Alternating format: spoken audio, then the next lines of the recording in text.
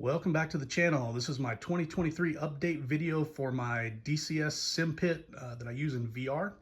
Made a video a couple years back, got a ton of feedback on that, a lot of good response. So if you haven't seen that, go check it out. It goes into a lot more detail about the gear that I'm using and kind of how some of the 3D printed parts work. For this video, I'm going to focus more on what's changed. So again, if you haven't seen that first video, go check it out and then come back here and finish this one.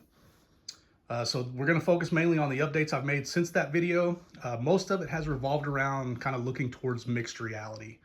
So, really kind of the downside to putting a bunch of work into something like this is that, in VR, you really can't see it. So with mixed reality, being able to see outside of the virtual world and see your physical controls here is going to be huge. So I'm thinking that's still probably a couple years away, but we are set up for that when it is made available. So as far as the changes, one is going to be I've extended this left side console here. Kind of gives you the feeling that you are, inside of a cockpit. So I did put a little door here that swings open, makes it a little easier to get in and out of. Another thing that's changed is the seat. So I've changed to the Boeing, the next level Boeing Military Edition seat here. The main reason I did it really was for that center cutout for the stick. So my old seat did not have that, and with the ejection seat handle, the stick would kind of bind up if you pulled it all the way back. So I wanted something that was kind of give you the full freedom of movement of the stick and still have plenty of room for the ejection seat handle. So pretty happy with that upgrade. So I did update to the Gigabyte 34-inch widescreen monitor. I had a couple of old Dell 24-inch monitors on the old setup. I got a lot of comments about, people couldn't believe I was still using such old monitors with all the work I put into the pit. In VR, it really didn't matter. You never really saw it. So I did go ahead and consolidate down to just a single monitor. I can get OBS and Discord and all that such up on this one while I'm running in VR. So it works just as well with just a single one, and it definitely looks a lot better. The other big update is going to be the WinWing MIP. So the front panel is basically, there's not a whole lot of parts that carried over from the other setup. So we've got the WinWing MIP with the screens in it, and then I have 3D printed all the pieces that kind of go around it. So we've got the brow with the buttons and the lights here. Then on this side, we've got the spin panel, HMD, IR cool controls. And this side, we've got the master arm selections. I also have used DCS BIOS to run a lot of the lights. So again, when we get ready for mixed reality, we should have a lot of the functionality working in the lights. The DDI screens do work, so we can see we've got full functionality across all of those. So again, I've got the game up in 2D right now. I don't play that way a lot, but if you want to, then it is nice to have those screens working. And then obviously when mixed reality hits, we'll have all that going. So we've got all the lights working. I'll flip the light switch test for you here. And you can see we've got all the warning lights active and working. Also, I got a laser engraver, K40 laser. So I've redone all of the panels with the acrylic panels with the laser engraving. Text is so much clearer, easier to read. So that was another thing I did. Really, kind of the WinWing MIP pushed me to do that because I didn't want to have that looking really nice and then have a bunch of 3D printed text everywhere else. We also have the backlighting working. So we've got consoles and instrument panel. Oops. So now we do have backlighting everywhere. And then again, those same laser engraved panels have been done everywhere in the pit. So got a nice consistent look here around the pit. So that's pretty much the major changes inside.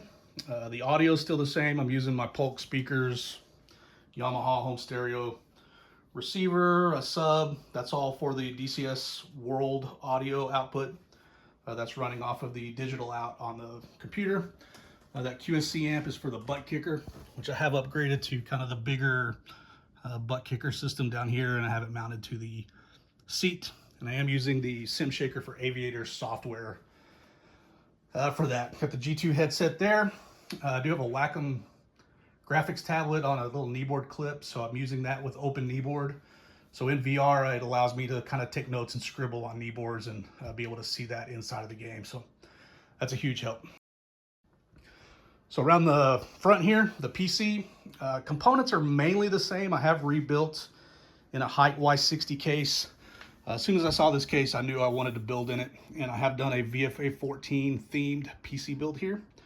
Upgraded to a 4090 graphics card, and I've got my VFA-14 Hornets in there. So I'm going to do another video specifically on this PC and the build and kind of how that went. So more details to come on that. The MIP mount was a little challenging, quite a few iterations to get this all right, but I ended up going with a lot of aluminum extrusions. So we've got this nice little frame under here that's kind of mounted to the frame of the next level seat. The stick's mounted there. And then the MIP is mounted to the frame as well. And then I also, my parts that I have 3D printed are mounted in there as well. It's kind of hard to see. But then the actual add-on pieces are actually mounted to the WinWing brackets. So those side panels and then the brow actually bolt directly to the MIP. So that kind of comes off as one piece if you need to maintain it. And I built this box across the back, kind of, you know, if you've ever seen cable management in a server rack, that's kind of the idea I used here. So all the cables coming off of the front panel kind of flow into this, and then are connected to, I believe there's 2 USB hubs, an Arduino Mega, and a Leo Bodnar controller in there for all of the front panel equipment. Did want to give you a quick look inside of the cable management box here. You can see it's a bit of a mess inside of there, so hence why I wanted to hide it all. You can see one of the USB hubs back in there. The Arduino Mega there for all the DCS BIOS stuff. The Leo Bodnar's back in there. And then another USB hub on this side. And I did my best to loom the cables together, label them up. They are all on multi-pins. You can see here they're quick disconnects here, so I can disconnect those, take them apart, you know, if I need to take one specific component off and, you know, something stopped working or I need to change a switch out or something. Just makes it a little bit easier to get in there and do that. I have started streaming, so we've gotten some just little LED lights here to help with the streaming view. Another upgrade I made is the base for the stick. I'm using the Virpil CM3 now, so it's got the dampers in it. So you can see that kind of returns to center and settles a lot better than the old CM2 did with just the springs in it. So fairly nice upgrade there. Well, there's the update on the pit. I have, like I say, I have started streaming, so I'll show you guys what the streaming setup looks like here in a bit. And then I'll link a quick little video of kind of what that looks like, and you can see it in action. Okay, here's my streaming setup. I've got just a basic green screen from Amazon, and we've got a webcam here in the back that just kind of points over my shoulder. That's a Logitech C920, I believe. And then I just put a piece of green construction paper in front of the stand that holds the webcam, just to block it out of the shot as well.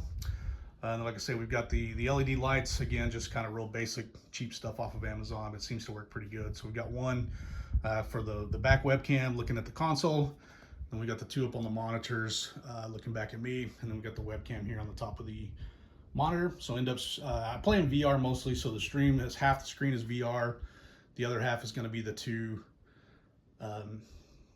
webcams. And then I've also got you can kind of see it sitting there, graphics tablet hooked in, and I'm using open kneeboard. So in VR I can you know, scroll down, take notes, you know, write some things down, whatever I need to do during the flight. And I can display that on the stream as well. So check that out. I also got quite a few comments about just this room. So I wanted to kind of show you guys what it looks like. It used to be the garage. We closed it in. Got a lot of comments like, is this set up in your kitchen? Is it in your kid's bedroom? So really what this is our old garage. So we've got a couple of closets. We did install a bunch of kitchen cabinets, so I can definitely see how that looks like. It might be in the kitchen, but really this is all just storage for some of my projects, and I use it as my workshop. So I've got my 3D printer over there, some scale models I've been working on for way too long, all my tools, and then kind of a work area here. And then the front half of this room is kind of more the family room. So we've got a spare bed over there in the corner. Kids a lot of times will sleep out here when they have friends staying the night. And then we've got a TV here for them to watch TV on. A futon that is typically pulled back a little bit. I've got it pushed forward for this video. And then the side over here is our family PC. So this is used for mission editing and basically just kind of general PC work. I do have my old CM2 and a stick and a WinWing Orion throttle on here just to do some quick tests for missions and such. And then that's the PC that runs this computer. And then I've also have an old PC, my old case here, we kind of rebuilt and made into a dedicated DCS server. So that runs our squadron servers. So there you go. That's my 23 update for the pit. Like I said, I have started streaming, so my Twitch account is linked down the bottom. Check the stream out. And also, if you're looking for a group to fly with, check out our online group is Virtual Carrier Strike Group 3. I'll put that link in the description down as well. I'm the CEO of the Tophatters, one of the Hornet squadrons. We've got 2 other Hornet squadrons, a Tomcat squadron and a Harrier squadron. So if you're looking for a group to fly with, come check us out.